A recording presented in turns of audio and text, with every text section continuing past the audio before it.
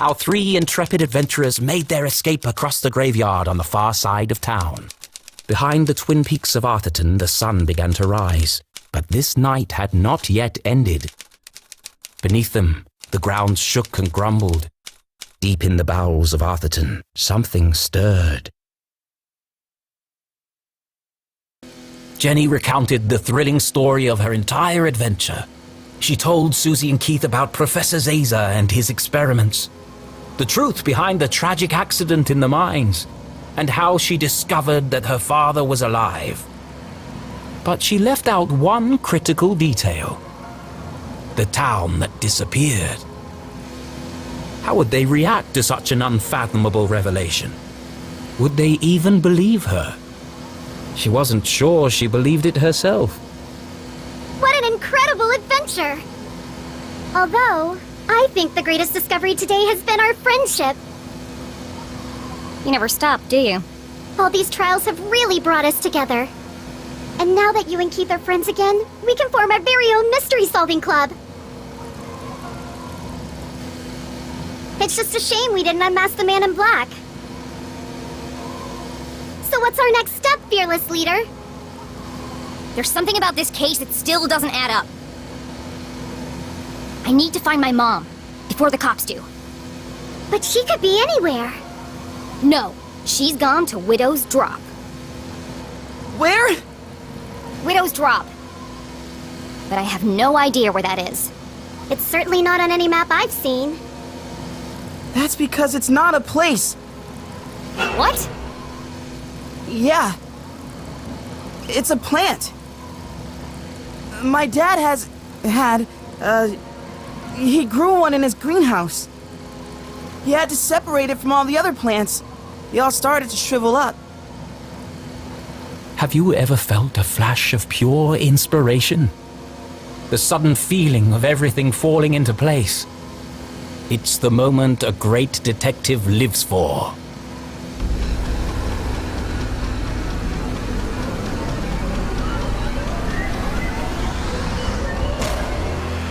An epiphany!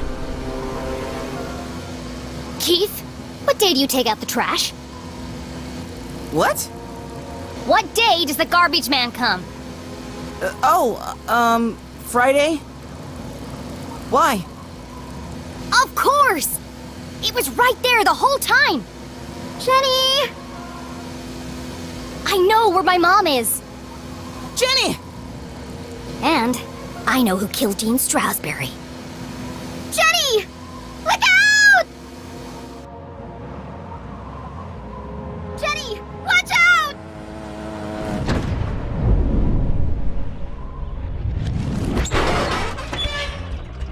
We survived! Yeah! We made it! I have to go back! Go back? But we just got out! A little birdie told me I'd find 3 unruly kids out after curfew. Oh no! Damn. Stealing, breaking and entering, destruction of property. You're all in a heap of trouble. Jenny, can't say I'm surprised to find you here. But Keith, Susie, I expected more from you. I'm ruined! Sheriff, this is Station. Are you there? Go ahead, Station. Susie, Keith, I need you to create a distraction. What? There's no time to explain. Where are you going? You'll just have to trust me. Okay. No. Susie, please! No, not unless you say it. Say what? After everything we've been through, you know it's true. What are you talking about? Now is hardly the time for this. You told me to stand up for myself, so that's what I'm doing. Hold on a second. Enough chatter. Get your sorry butts over here now! We depend on each other. Admit it, Jenny. Come on, Jenny. It's not a big deal. Just say it. This is your last warning. I am not gonna tell you again. Of all the challenges our tiny hero had faced, this was perhaps her toughest. You aren't alone, Jenny LeClue. You don't need to pretend anymore. As hard as it was to say it, Jenny knew deep in her heart it was true. Fine. Susie Glatz, you are my friend. Thank you, friend. Now, let's get you out of here! Yeah, I've got him. Safe and sound. I'm bringing him in now. What the? You'll never catch us, Copper! Sorry, Mr. LeClue. Well, do you have them or not? I thought I did. Where did she go?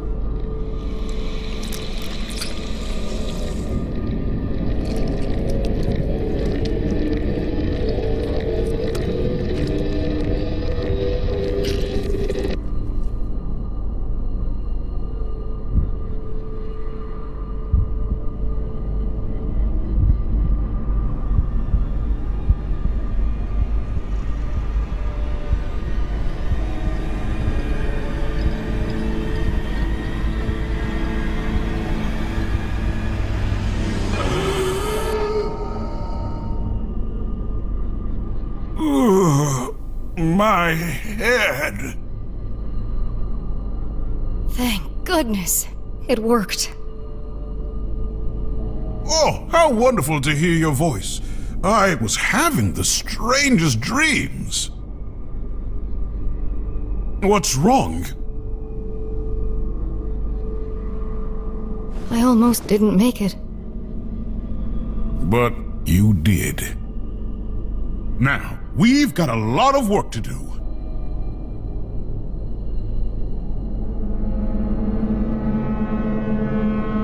I knew it!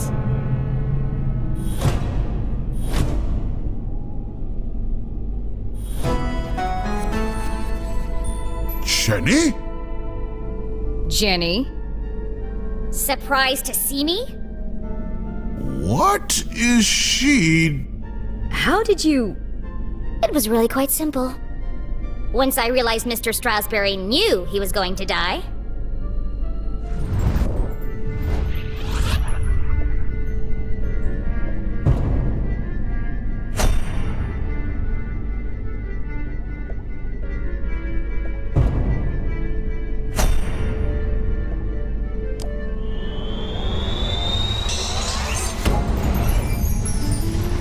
The Dean died on Thursday at 3:57 p.m. precisely. In his planner, I noted that he had canceled his meetings on Friday and rearranged a lunch date with Keith. At the time, this didn't strike me as unusual. Once I considered the possibility that Mr. Strasberry knew he was going to die on Thursday, everything started to fall into place. But consider this. If someone knew they were going to die, wouldn't they do everything in their power to escape their fate? And yet, the Dean didn't. There was only one explanation. He staged his own death.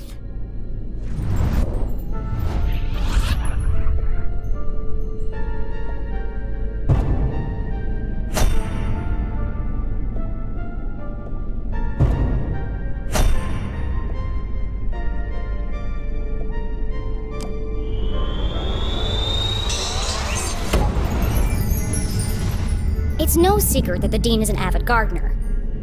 But some people might not know he authored a book about exotic plants and their natural remedies. In the university lab, I found a microscope that had been recently used. The remnants of a strange green liquid undulated on the slide. I would guess the very same liquid Mom just injected into the Dean's neck. You knew how you were going to die, Mr. Stroudsbury. Poison. You knew because you made it yourself from one of your plants. A poison that you had an antidote for. That would be the method, but you couldn't work alone. You needed an accomplice. Someone to revive you when the time was right.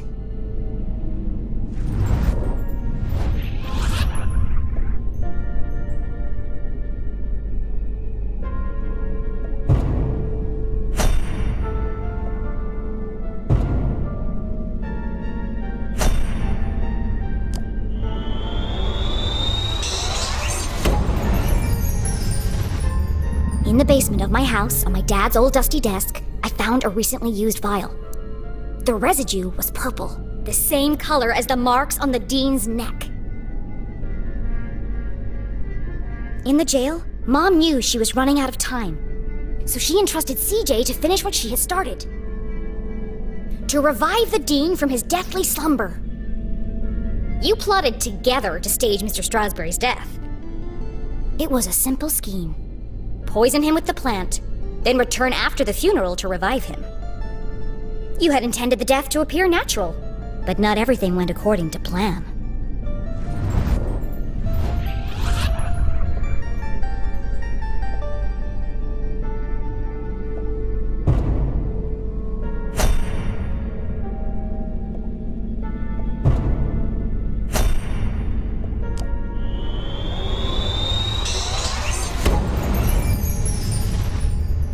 Dean's electrocution and fall from the balcony was an unfortunate accident. This threw the plan into disarray. The Dean instinctively reached out for something to stop himself from falling, but all he managed to grab was the ID card hanging around Mom's neck. Once she realized it was gone, she returned to collect it, but I had already found it. Even the smartest criminals make mistakes. Earlier, the Dean had told me he was meeting Mom in the library. That was a mistake. If I hadn't gone there to find Mom, she might still have escaped before the police arrived. Getting caught hadn't been part of the plan. Quite remarkable, Jenny. And you worked out all that by yourself? Yes, that's how you did it, but the real question is why? Well, that's all a bit more complicated, I'm afraid. It was a rhetorical question, Mr. Stroudsbury. I know why you're working together. But first, I have to tell you about aliens.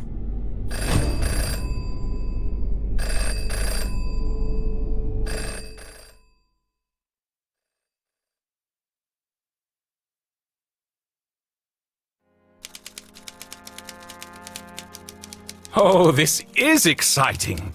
What an incredible adventure this turned out to be. Jenny's growing up and discovering her full potential. And to think, I did it all without anybody dying.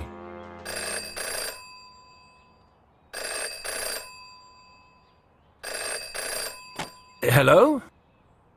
Richard! Oh, what do you think of the new scenes? Aren't they wonderful?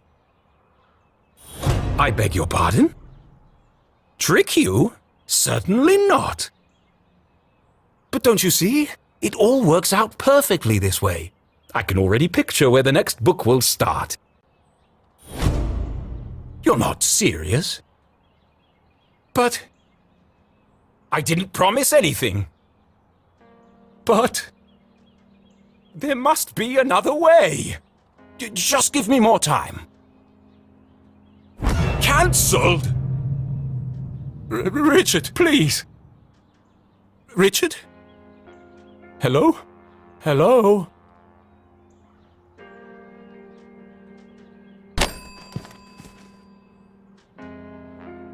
It's no good. They won't publish it unless someone dies. But I can't do it. I just can't. Come on, Arthur.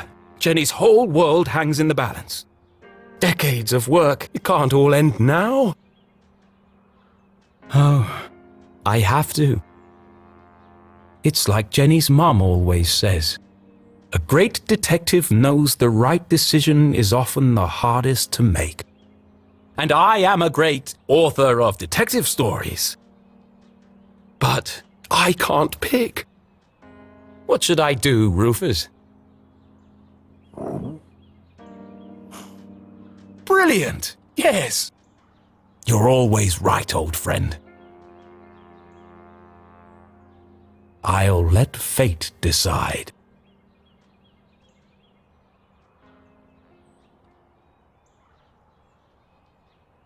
Here goes.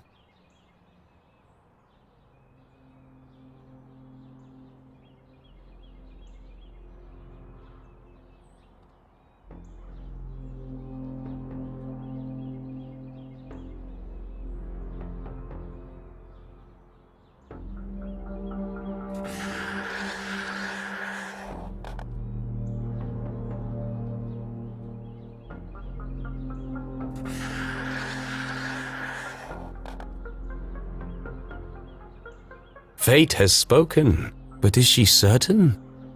Once the choice is made, there's no turning back.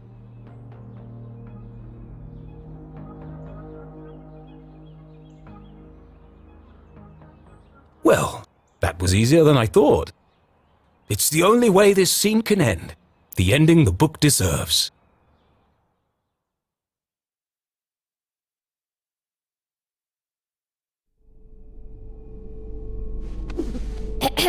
As I was saying...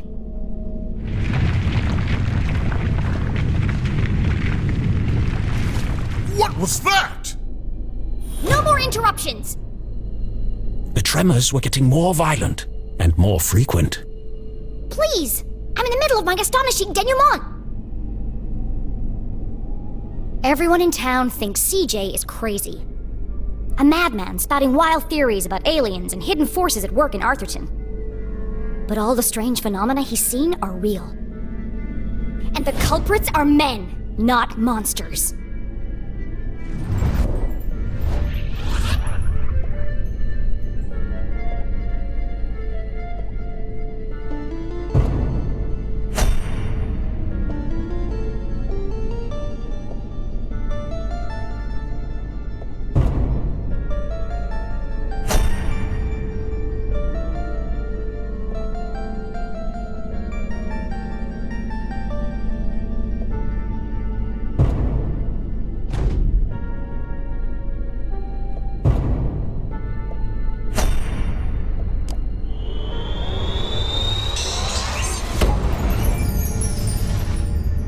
Arthurton is built on top of some kind of energy source. Something special.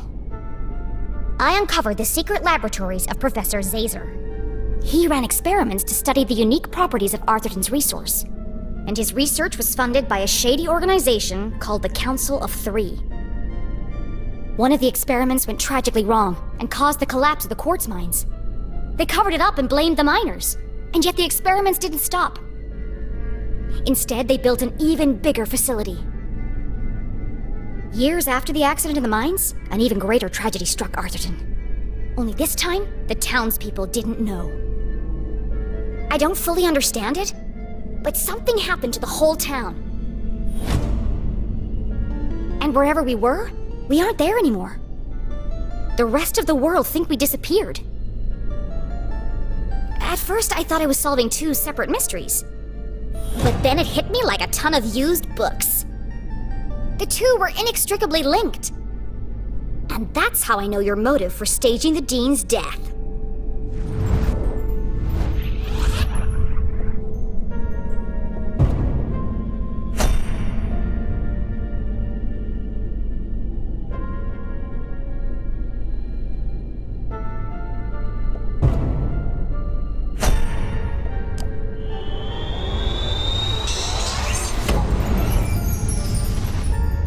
Wasn't working for the university.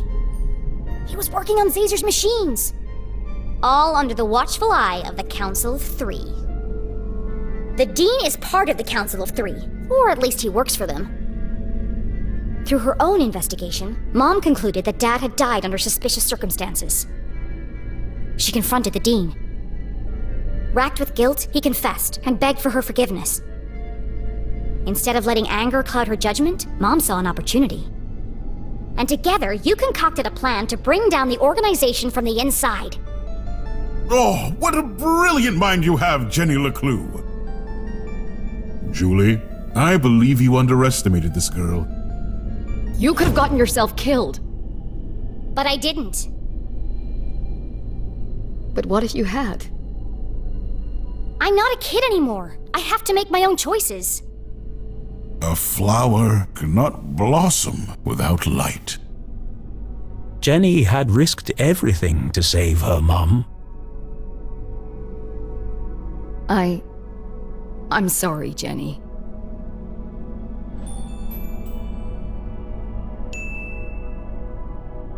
It's okay, Mom.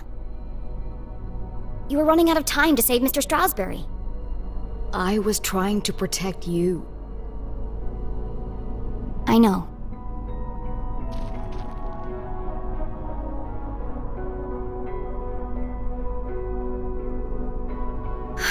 I should have trusted you.